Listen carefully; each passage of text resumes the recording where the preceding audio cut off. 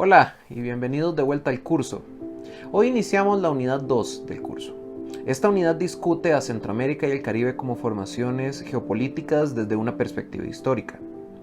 Nuestro objetivo es discutir los elementos amalgamadores que permiten referirnos a Centroamérica y/o el Caribe como regiones.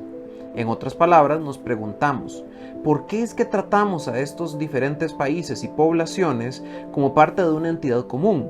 ¿Y qué le da sentido histórico y geográfico a Centroamérica y el Caribe? Hoy no terminaremos de responder estas preguntas, pero sí haremos un acercamiento inicial basado en las lecturas que estaban asignadas para esta sesión.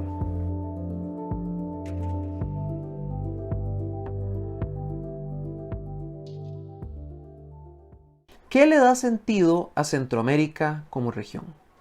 Si leen las lecturas recomendadas de hoy se darán cuenta de que no hay una sola explicación y que tampoco estamos obligados a referirnos a un solo factor necesariamente. Pero sí podemos enfatizar algunas características sobre otras, tal y como hace el geógrafo costarricense Carlos Granados en su artículo que tenían asignado para el día de hoy. Para Granados, Centroamérica solo se entiende en términos de su posición geoestratégica y las ventajas de esta para los grandes poderes. Geográficamente, Centroamérica es un puente que une el norte y el sur del continente. Se trata de un espacio que sirve a la movilidad biológica y cultural entre las Américas. Y en efecto, registros arqueológicos y trabajo historiográfico revelan cómo Centroamérica era una zona de intercambio entre las sociedades incaicas en el sur y las aztecas y mayas en el norte. Pero desde la conquista, Granados argumenta, Centroamérica también asume una identidad predominante como istmo, es decir, en términos de ser esta delgada franja de tierra que permite la conexión entre los océanos Atlántico y Pacífico. Para entender este cambio, y citando el trabajo del colega Andrés León, permítanme hacer un breve repaso de la historia y geografía imaginada de Europa. Cuando imaginamos al mundo cartográficamente, generalmente pensamos en mapas como este. No obstante, esta visualización del mundo es relativamente reciente en la historia global. Así, si regresáramos en el tiempo a 1482, antes de los viajes de Cristóbal Colón, la visualización del mundo sería más parecida a este otro mapa, desarrollado por Ptolomeo en el siglo II con base en ideas bien difundidas sobre la redondez de la Tierra. Entonces, estamos hablando de este mapa como un mapa producido y difundido por los europeos para visualizar a Europa relativo al mundo. Resaltan dos aspectos notables. Primero, la centralidad de lo terrestre. El énfasis está en una conectividad de Europa con Asia y África mediante rutas comerciales, mientras que los mares son menos importantes. Lo segundo es la orientación del mapa, enfocada hacia la derecha y centrada en el contacto entre Europa con Asia. Esto se debe a la importancia de las rutas terrestres, sobre todo en los siglos XIII y XIV.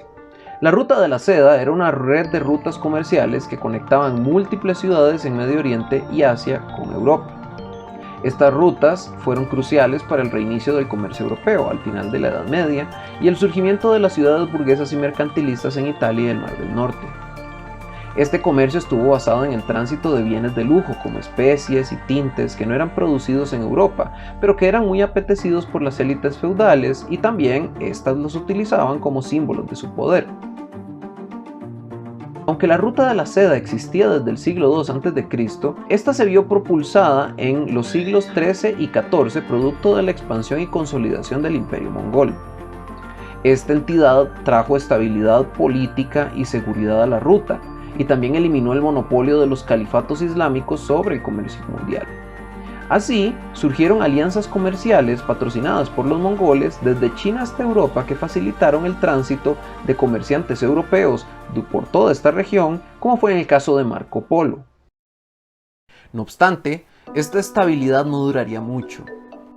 Desde el siglo XIV, el Imperio Mongol se fractura en diferentes entidades más pequeñas en pugna, complicando el tránsito comercial. Ya para el siglo XV, el vacío de poder en Medio Oriente sería llenado por el Imperio Turco-Otomano, el cual era antagonista directo de los poderes europeos, impulsando así la necesidad de buscar nuevas rutas comerciales hacia Asia. Precisamente esta necesidad es lo que inaugura la llamada Era de los Descubrimientos en el siglo XV, es decir, este periodo de exploración marítima por medio del cual Europa buscaba reconectarse comercialmente con Asia. Así, a mediados del siglo XV, los portugueses establecieron colonias y puertos de abastecimiento en la costa africana y en el Océano Índico, de modo que pudieran hacer conexión con India y con China, mientras que España, mediante los viajes de Colón, opta más bien por llegar a Asia desde el este, encontrándose de camino con las Américas. El descubrimiento de América será fundamental, no solo para la economía política europea, sino que para la idea misma de globalidad y la concepción más amplia de Europa relativa al resto del mundo. Como ejemplo, vean este mapa. Fue diseñado por Gerard de Jode en 1589, 100 años después de la llegada de Colón a lo que hoy son las Bahamas. Noten los cambios del mapa con respecto al de Ptolomeo. Primero, hay una predominancia del mar como medio de interconexión. Y segundo, también se nota una mayor importancia de las Américas como este sitio de expansión europea.